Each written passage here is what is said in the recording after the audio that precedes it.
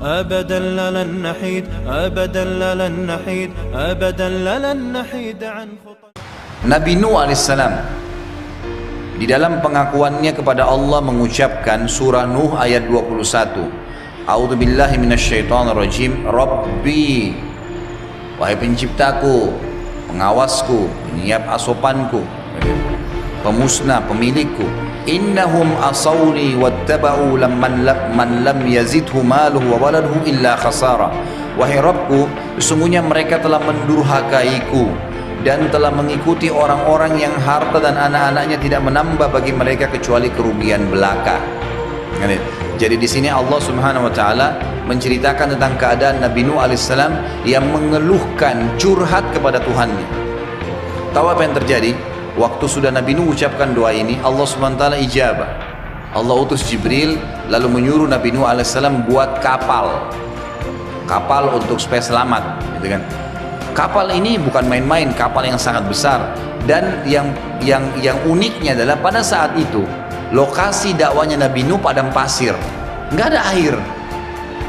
Dibuatlah kapal, maka setiap kali disusun kapal-kapal papan-papan kayu, kaumnya yang kufur ini lewat, ketawain Nabi Nuh, Nuh, kamu bawa kemana kapalmu?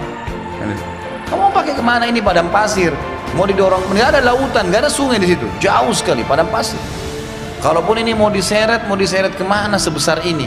Mereka olok-olok, Nabi Nuh tetap diam aja, tetap bekerja sama orang-orang beriman sampai kapalnya jadi. Setelah kapalnya jadi, tahu apa yang dilakukan oleh orang-orang kafir itu? Mereka sepakat semua menghina Nabi Nuh alaihissalam. Dengan niat begitu, mereka buang air besar, buang air kecil di kapal Nabi Nuh. Semua datang, setiap mau buang air besar di kapal Nabi Nuh, buang air kecil, sampai kapal Nabi Nuh penuh dengan kotoran, gitu kan. Apa yang terjadi? Lihat, kalau sudah campur tangan ilah, Tuhan lain, semua manusia bisa mengatur tipu daya, bisa memanipulasi data, bisa mendolimi orang lain, bisa menunjukkan kesombongan, tapi tetap ujungnya akan ada campur ilah. Gak ada orang sombong akhirnya gak dihukum sama Allah, gak ada. Gak ada orang yang mengambil haknya orang lain kecuali Allah juga kasih dia balasan terhadap buatannya. Makan harta haram, Allah kasih penyakit yang berat, gitu kan, yang dia akan bayar lebih berat daripada apa yang sudah dia curi. Allah Subhanahu wa taala pada saat itu memberikan penyakit kulit yang subhanallah hanya kena orang-orang kafir saja. Orang beriman gak kena. Penyakit kulit mereka itu keluar bisul-bisul yang ngeluarin nanang, ngeluarin darah. Orang beriman gak kena, cuma orang-orang kafir saja. Semua satu negeri itu kena.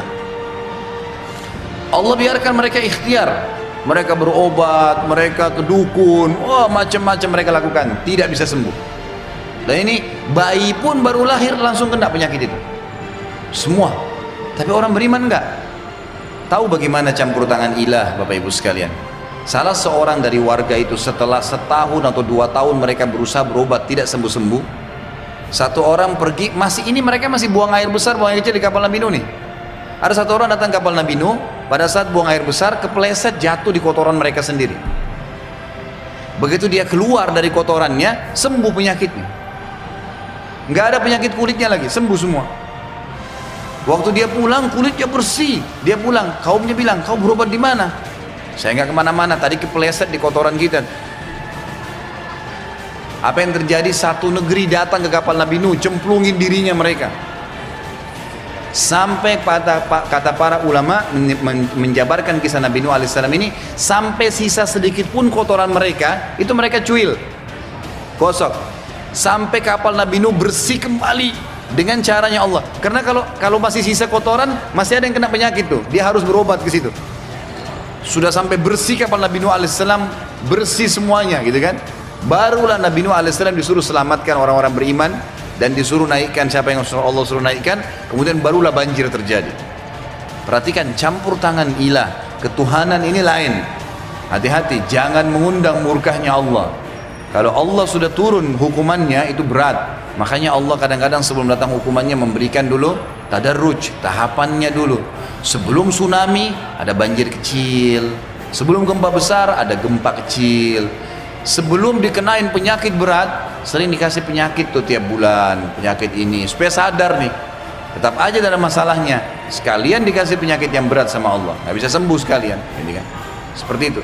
Jadi harusnya faham ya, masalah ini. Nabi Nuh alaihissalam yakin dengan Allah, lalu dia berdoa, ya Allah, ini orang-orang ini 950 tahun saya dakwain nggak mau beriman, anak-anaknya semua nggak mau, ya Allah. Allah ijabah, buat kapal dan seterusnya seperti kita tadi saya sampaikan.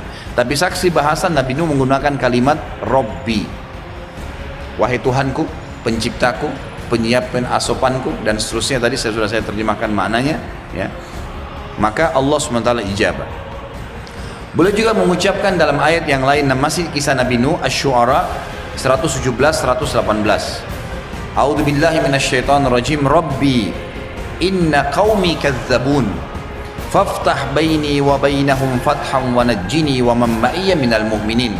Wahai Rabbku, penciptaku, penyiap asopanku, semua kebutuhanku, yang mengawasiku, yang memilikiku, yang akan memusnahkanku. Sesungguhnya kaumku telah mendustakan aku. Oleh karena itu adakanlah suatu keputusan antara aku dengan mereka, dan selamatkanlah aku dan orang-orang mukmin bersamaku.